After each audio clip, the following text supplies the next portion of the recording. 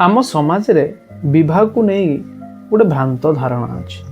जितेबले आम जेजेबापा समय रे से माने जितेबले झील देउथुले से माने गोटे कथा पचारुथुले थिले थाउ पछे गुण हजार चरित्र कथाटा आग पचार। सेतेबले चरित्रटा को जे चरित्रवान बर ताकू गुरुत्व दौथांती एवं तापरे झीलटी को विवाह करुथांती। ता परवर्ती समय रे आसिला जार थिबो बाटी ताकू दबु बेटी, जार अधिक संपत्ति अछि ताकू से घर को आमे जति झीलटी दउ ताहले तार जीवन रे कौनसी असुविधा हेबनी, से सुखरे रही पारिबो ता शाशु घरे। वर्तमान सोसाइटी रे हे जाइछि जार थिबो चाकरी ताकू दबु छोकरी। जेमिति जार चाकरी अछि जदि ताकू जदि झीलटी दिया जाए ताहले तार जीवनटा पूरा आनंदमय होई जिवो बोली आम मानकर गोटे भ्रांत धारणा अछि।